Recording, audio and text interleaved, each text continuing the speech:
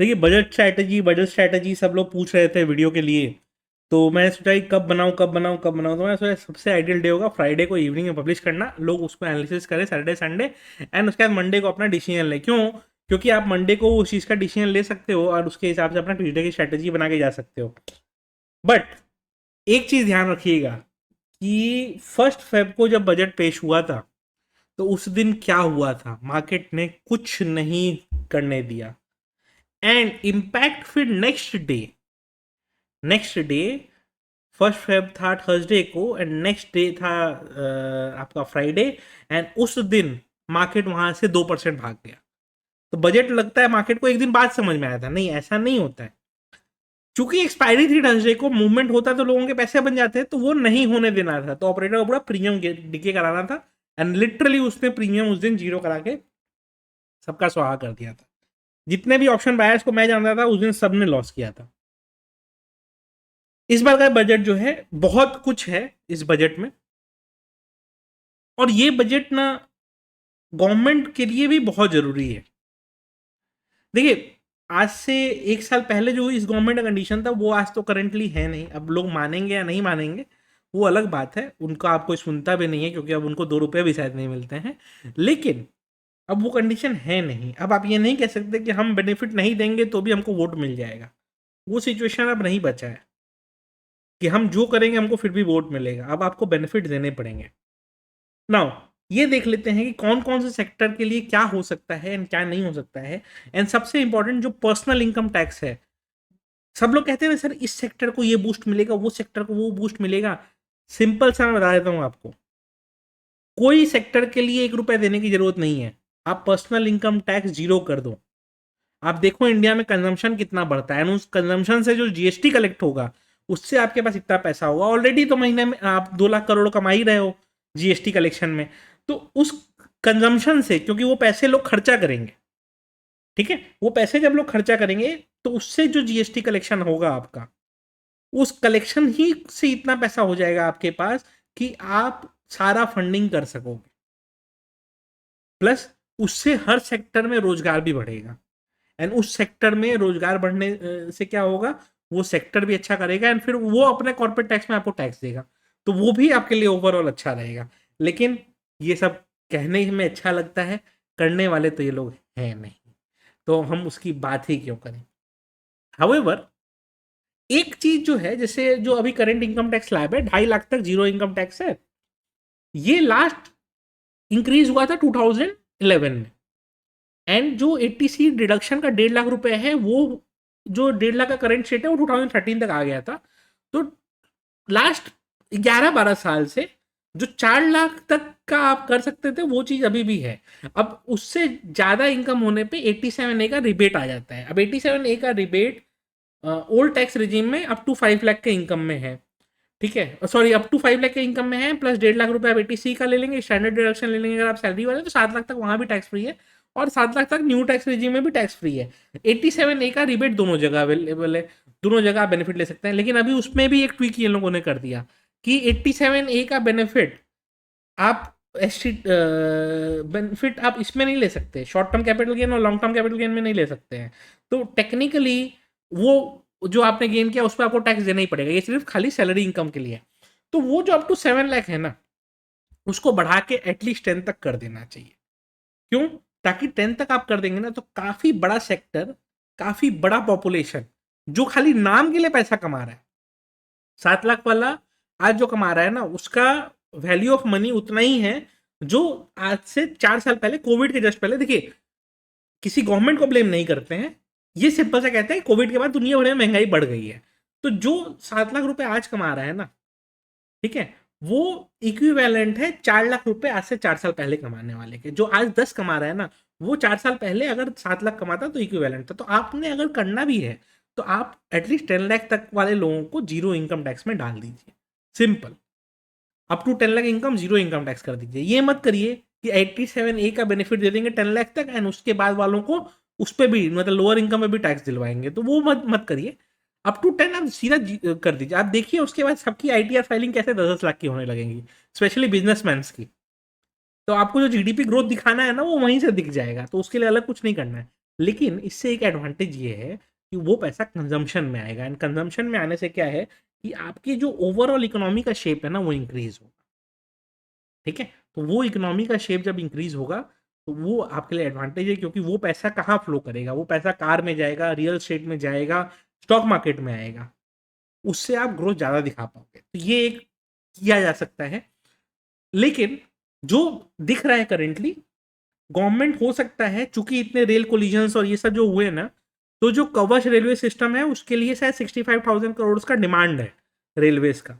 वो अगर वो लोग कर देते हैं ना तो रेलवे रिलेटेड स्टॉक्स के लिए कुछ बेनिफिट होगा, प्लस रेलवे को कितना एलोकेशन होता है वो भी देखना होगा ना। डिफेंस का एलोकेशन देखना होगा कि इस बार कम होता है या बढ़ता है, क्योंकि लास्ट 2-3 बजट से as a percentage of total budget value terms में बढ़ रहा है, पर as a percentage of total budget मतलब बहुत ज़्यादा कुछ उसमें सिग्निफिकेंट चेंज नहीं है। तो वो थोड़ा देखना होगा। प्रॉब्लम आएगा हमारे रूरल स्पेंडिंग का। तो रूरल स्पेंडिंग बढ़ाने के लिए आपको किसानों के लिए कोई बेनिफिट लाना होगा। बट जितना अभी रूमर्स वगैरह जो मेरे को सुनने में आ रहा है, हो सकता है कुछ कैटेगरी ऑफ एग्रीकल्चरल लैंड, हो सकता है कि अभी तक क्या था, एग्रीकल्चरल लैंड का परचेज सेल ये सब जो होता था ना उसमें बहुत कुछ एडवांटेजेस था। मतलब वो नॉर्मल आप फ्लैट खरीदे बेचे वो सब वाला हिसाब में उसका नहीं होता था कैलकुलेशन, उसका अलग कैलकुलेशन होता था। तो एग्रीकल्चरल लैंड का purchase sale and agricultural income पे कुछ ना कुछ आने वाला है।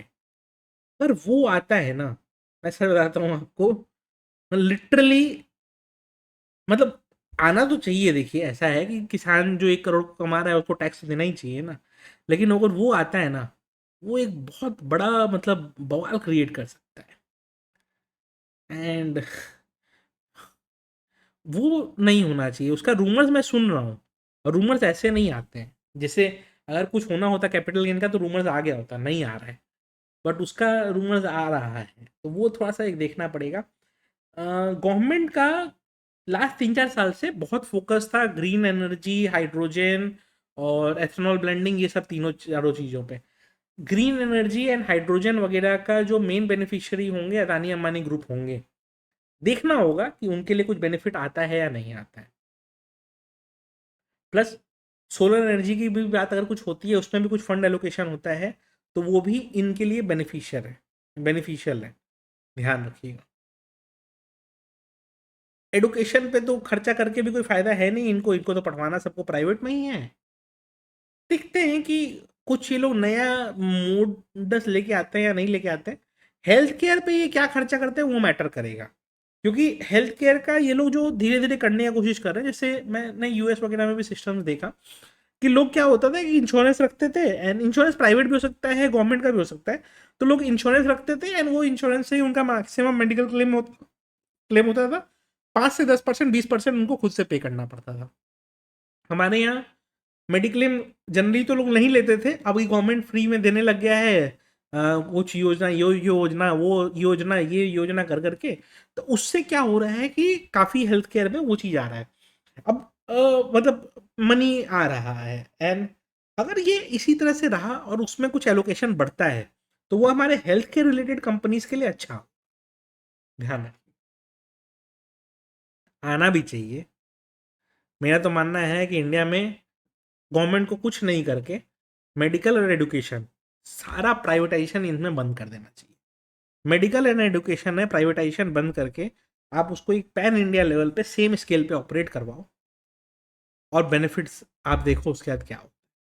मेडिकल एंड एजुकेशन इंडिया में अगर सुधार हो गया ना, चीज़ें बहुत बदल। ठीक है, तो ठीक है, वो देखते हैं। वो तो हम तो सिर्फ ड्रीम ही करते हैं ना, राम राज्य सिर्फ नाम के लिए है, काम के लिए नहीं है। हम तो सिर्फ ड्रीम ही कर सकते हैं। एक्चुअल राम राज्य आने में अभी बहुत टाइम है, तो वो जब आएगा तब देखेंगे कब आता है, क्या आता है एंड कैसे आता है। ये हो गया। अभी इमीडिएटली ना गवर्नमेंट के फोकस का कोई अलग से सेक्टर है नहीं। अभी गवर्नमेंट का सिर्फ इतना ही फोकस है कि कैसे भी चीज़ों को स्टेबल रखा जाए। स्टॉक मार्केट टैक्सेशन का चल रहा है, आई होप एसटीटी ना बढ़ाया जाए, या एसटीटी बढ़ाया जाए तो जैसे बात चल रही है कि एल्गो प्लेयर से बढ़ाया जाए तो वो बढ़ जाए तो कोई दिक्कत नहीं है। बट एफएनओ गेन्स का जो टर्मिनोलॉजी है उस पर कोई चेंजेस ना आए बस। आप उसको बिजनेस इनकम रहने दीजिए, आप 30% टैक्स लेना चाहते हैं ले लीजिए, क्योंकि मैक्सिमम जो प्रॉफिटेबल ट्रेडर्स हैं वो 30% ब्रैकेट में ही आते हैं। क्योंकि 30% के लिए क्या ही करना है, मतलब अगर आप जैसे ही 10 लाख इनकम क्रॉस किए तो 30 लाख 30% में आप पहुंच गए। तो भाई तो जो प्रॉफिटेबल ट्रेडर है वो थोड़ी 1000-2000 रुपए कमा रहा है, वो तो कमा ही रहा है, तो 30% बढ़ ही रहा है। तो आप 30% टैक्सेशन करते हैं, कोई दिक्कत नहीं है। बट आप उसको उसमें मत घुसाइए जबरदस्ती का कि स्पेकुलेटिव है, ये है वो है, क्योंकि फिर हम जैसे लोग जिसका करियर ही ये सब में है ना, हम जैसे लोगों को दिक्कत हो जाएगी। ये लोग पहले ही ऐसे जुआरी बोलते थे, धीरे धीरे सोसाइटी में एक्सेप्टेबिलिटी आई, तो अब आप गवर्नमेंट एज एन गवर्नमेंट आप बोल दोगे कि भाई ये स्पेकुलेटिव है। कोई सेंस है इस बात का? मतलब कोई भी लॉजिक है? कुछ भी है ये चीज। एनीवेज, स्ट्रैटेजी क्या बनाए, मेन क्वेश्चन तो ये आता है कि स्ट्रैटेजी क्या बनाए। देखिए, जितनी मेरी रीडिंग है या जितना मुझे समझ में आता है, मुझे थोड़ा सा कम समझ में आता है, सब लोग को यही लगता है, तो मान लीजिए कि मुझे कुछ समझ में नहीं आता है, उसके हिसाब से मैं आपको थोड़ा बहुत समझाने की कोशिश करता हूँ। मंडे आपके पास टाइम है।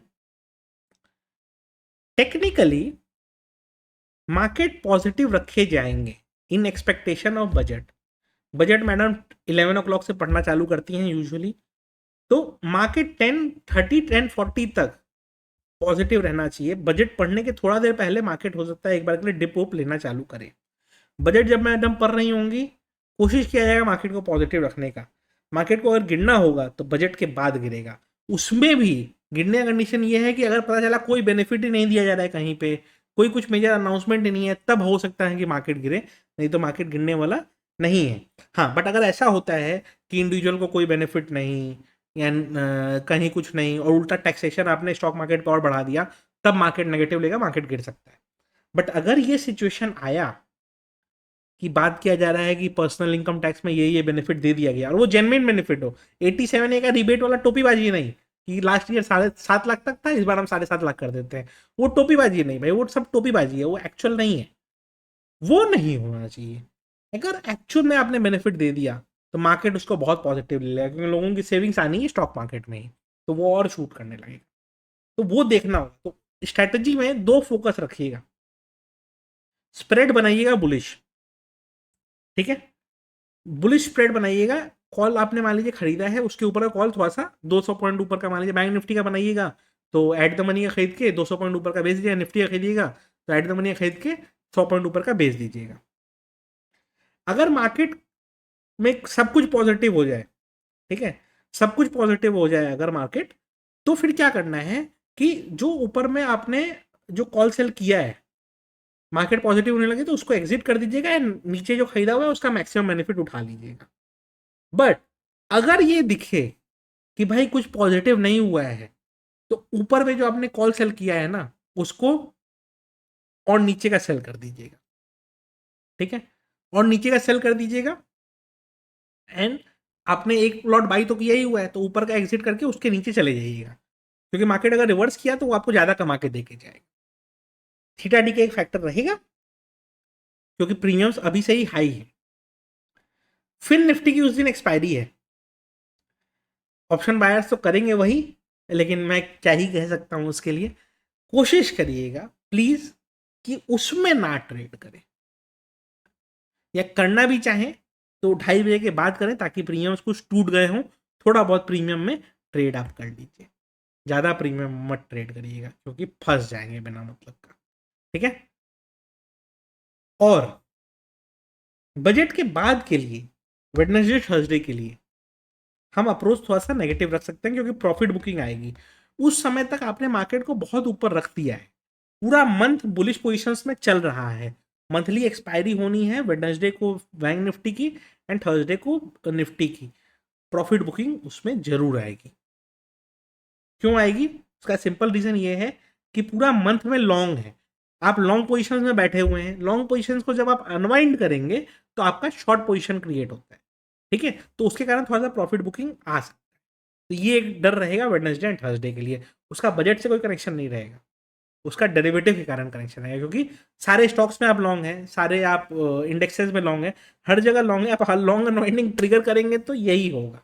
एंड शॉर्ट्स कोई है नहीं सिस्टम में, मेरे जैसा कोर बियर तो साइड बैठा हुआ है भाई, तो शॉर्ट कर कौन रहा है? अच्छा, पुट बायर कोई शॉर्ट नहीं होता है, ध्यान रखिएगा, कोई जो पुट बाई करता है वो शॉर्ट नहीं है, ठीक है।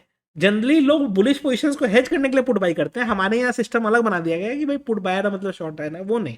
बट जो कोर शॉर्टर्स होते हैं, फ्यूचर शॉर्ट करते हैं, कॉल शॉर्ट करते हैं, मेरे जैसे वो सब लोग ना साइड बैठे हुए हैं अभी कि भाई चलने दो इसको, चलने दो। मेरा मानना ये है 25 100 200 के आसपास कहीं पे हम एक बार हर्डल लेने वाले हैं। वो लेवल कुछ भी हो सकता है, 25 100 200 के आसपास मेरे दिमाग में है कि वहां पे हम रुक सकते हैं। अब वो तो मेरे दिमाग में हर लेवल पे ही होता है, वो 24,000 पे भी मेरे को लगा था, 25 पे भी लग रहा है, 26 पे भी लगेगा, 27 पे भी लगेगा। मार्केट तो डेली ऊपर ही जा रहा है। बट मेरा जो एक्सपेक्टेशन था, मेरा जो कैलकुलेशन था, वो मैंने आपको समझाने की कोशिश करी। वीडियो अच्छी लगी हो तो लाइक जरूर कर दीजिएगा।